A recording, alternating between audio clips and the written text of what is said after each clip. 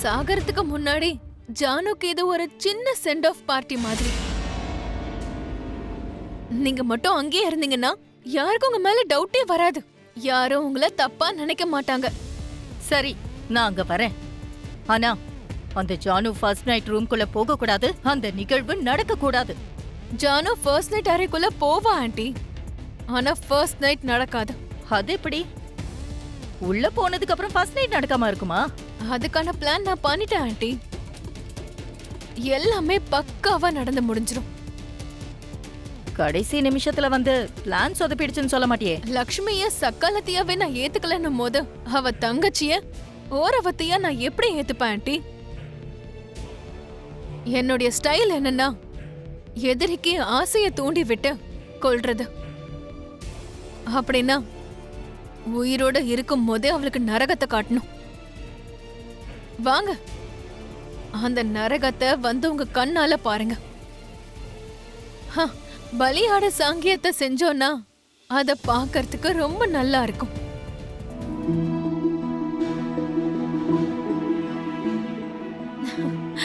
வாங்க ஆண்டி. மாப்பிளையும் பொண்ணும் வந்துட்டாங்க. பிரமாதம், பொண்ணோட அத்தையும் வந்துட்டாளே. நாம ஆரம்பிச்சிடலாமா? ஆரம்பிங்க புரோஹிதரே. சுபம். மாப்பிள்ள, மாலையை மாத்திக்கோங்க.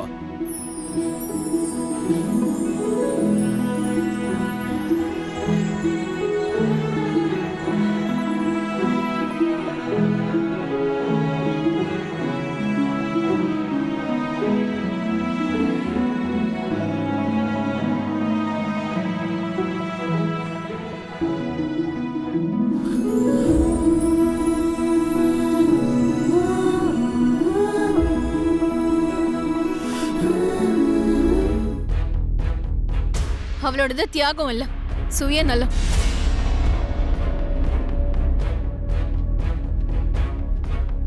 மித்ராவை தோக்கடிச்சு இன்னொருத்தரை தான் ஜெயிக்க வச்சான். அப்படிப்பட்ட செல்ஃபிஷான ஆள நீங்க புகழ்ந்து தள்ளிக்கிட்டு இருக்கீங்க. யாரு சுயநலவாதின்னு இப்ப சொல்லட்டுமா மனிஷா? லக்ஷ்மி எதுக்காக சைலண்டா இருக்கான்னு நான் இப்ப சொல்லட்டுமா? வாய்ப்பு கிடைக்கும் போதெல்லாம் லக்ஷ்மியோட பொறுமையை நீ சோதிச்சுட்டு இருக்க. அவ வாயை திறந்தானா என்ன ஆகும்னு உனக்கு தெரியும்ல? வாயை திறந்து சொல்லுங்க ஆண்டி. யாரு வேண்டான்றா? நான் ஏதாவது அவளை தடுக்கிறேன்னா என்ன?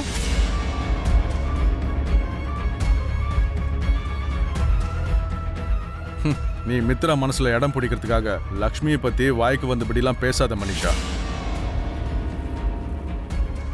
லக்ஷ்மி யாருக்காக மௌனமா இருக்கா? அவ வாயை திறந்தான்னா யாரு பலி ஆவாங்கிறது உனக்கு நல்லாவே தெரியும். அப்ப அவளை பேச சொல்லுங்க டாட். என்ன நடந்துச்சுன்னு சொல்ல சொல்லுங்க. சொல்லு லக்ஷ்மி. மித்ராவும் கேக்குறான்ல. நீ தப்பு செய்யலன்றத உன்னால முடிஞ்சா நிரூபிச்சுக்கோ. இப்ப வந்து சொல்லு லக்ஷ்மி. யார பத்தியும் நீ யோசிச்சுட்டு இருக்காத. நடந்த எல்லாத்தையும் சொல்லிடு.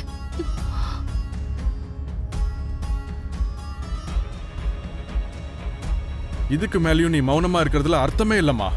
நீ யாருன்னு மித்ராக்கு தெரியணும். சொல்லிடுமா. நன்றி கடனை தீர்த்துக்கிட்ட. நன்றி கடனா? ஆமா அண்ணி. அன்னைக்கு நீங்க எனக்கு செஞ்ச உதவியால தான் இன்னைக்கு நான் ரொம்ப சந்தோஷமா இருக்கேன். ஒரு விதத்துல நான் இப்ப வாழ்ற வாழ்க்கை நீங்க போட்ட பிச்சை. ஐயோ, அவ்வளவு பெரிய வார்த்தைலாம் எதுக்கு சஞ்சனா? நான் உங்ககிட்ட உண்மையை தான் சொல்றேன். நீங்க மட்டும் இல்லைன்னா என்னோட நிலைமை என்ன ஆயிருக்குமோ? ஜானு விஷயத்துல என் அம்மா என்ன செஞ்சாங்கன்னு விவேக் என்கிட்ட சொன்னா அண்ணி. உங்க நன்றி கடனை தீர்த்துக்கணும்னா இந்த கல்யாணத்தை செஞ்சு என் அம்மாக்கு பாடத்தை புகட்டுறதுதான் ஒரே வாய்ப்புன்னு தோணுச்சு. இந்த வீட்ல என்னோட நிலைமை எப்படி இருக்குன்னு உனக்கு தெரியும்ல? எனக்கு தெரியும் அண்ணி. கூடிய சீக்கிரத்திலே உங்க வாழ்க்கை நல்ல விதமா மாறும். ஜானு விஷயத்த அண்ணன் கிட்ட விட்டுருங்க. அவன் ஜானுவ ரொம்ப நல்லா பாத்துப்பான். அண்ணி, என் வீட்டுக்கார் போன் பண்றாரு. நான் பேசிட்டு வந்துடுறேன். என்னங்க, கவலைப்படுற மாதிரி எதுவும் ஆகல. எல்லாமே நல்ல விதமா நடந்துச்சு. அண்ணே, இங்க ஒரு நிமிஷம் இருங்க. என்ன சஞ்சனா? ஃபர்ஸ்ட் நைட் ரூமை ரெடி பண்றதுக்கு பாவம் அண்ணி தனியால கஷ்டப்படுறாங்க. கொஞ்சம் நீங்க போய் உதவி பண்ணுங்கண்ணே. நானா? ஹலோ, நான் லைன்ல தான் இருக்கேங்க. நீங்க சொல்லுங்க. நானா? சஞ்சனா, நான் எப்படி? அண்ணா, சீக்கிரம் போங்க. அண்ணி பாவம் தனியா இருக்காங்க. முகூர்த்தத்துக்கும் டைம் ஆயிட்டு இருக்குல்ல, நீங்க போங்க. என்ன சஞ்சனா இப்படி மாட்டி விட்டுட்டா? இப்ப என்ன செய்யறது? ஓகேங்க. சஞ்சனா, அண்ணா, டைம் ஆயிட்டு இருக்குண்ணா, போங்க சீக்கிரம். அதுக்கு இல்ல. போனா. ஐயோ சொல்லுங்க, நான் கேட்டுட்டு இருக்கேன். சீக்கிரம் வா, டைம் ஆயிட்டு இருக்கு. முகூர்த்தம் டைம்க்குள்ள இது எல்லாமே கம்ப்ளீட் ஆகணும். வந்து ஹெல்ப் பண்ணு.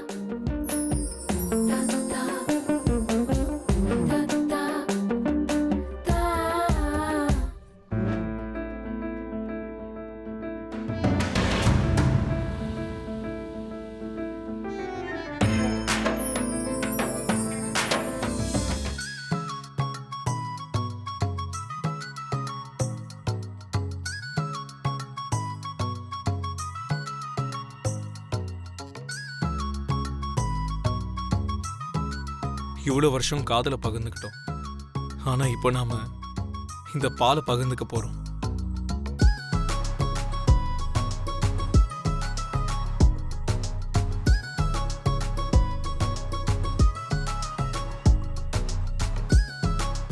இது உன்னுடைய பாதை.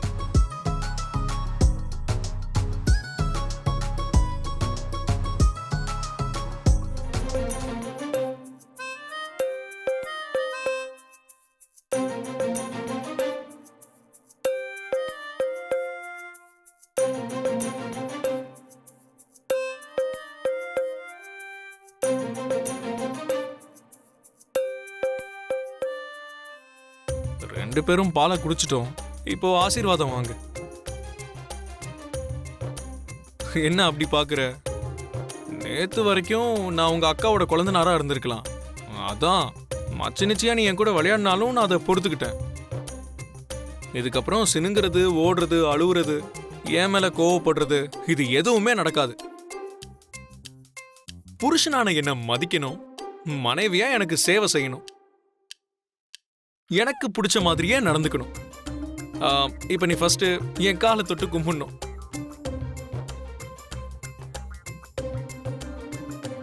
ஏய் ஜானு, நான் ஏதோ சும்மா ஜோக் பண்ணேன். நீ இதை சீரியஸா எடுத்துக்கிட்டியா? புருஷன் காலை தொட்டு பொண்டாட்டி ஆசீர்வாதம் வாங்குறது வழக்கம். எனக்கு அந்த மாதிரி ஃபார்மாலிட்டிஸ் எதுவும் இல்லை. உன்னோட இடம் என் கால் கிட்ட இல்லை.